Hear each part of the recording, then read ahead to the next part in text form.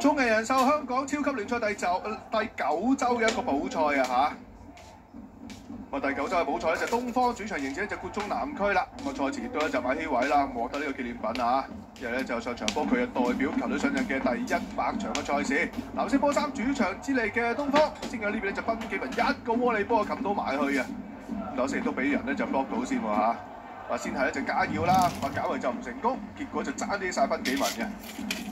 但好彩又係加耀搏翻走先，仲有一個罰球啊，再捽個波埋去，就嚟自一馬高斯。撞翻上嚟之後，再咪再補多下，哇！爭啲又過白界線嘅嚇，冇彩係冇事發生。今日咧就南區就用咗咧就後備門將顏傲天把守到冇關嘅，但係擲界啫，就未過晒白界線嘅入球不成立嘅。即係輪到咧就蘇告咯喎。我見到就係趙忠吳啦，鬥翻中間大位右腳扯一波埋去，就俾米祖偉成功 block 走咗先啦。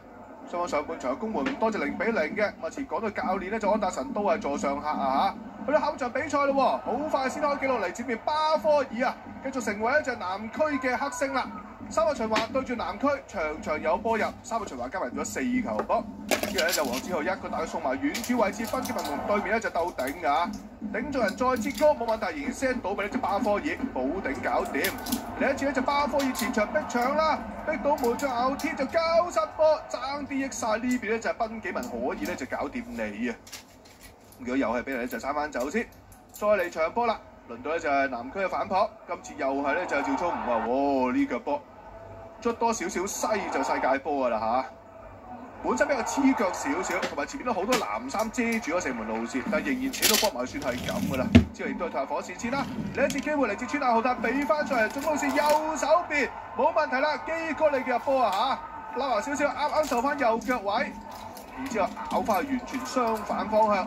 龍門右手邊遠處網仔搞掂你，呢球波都係南區今屆啦，降賽至4次對住東方而嚟嘅第1次嘅入波，終於唔使食蛋先嘅啦。好似咧就轉個頭好快又要再度落後嘞噃。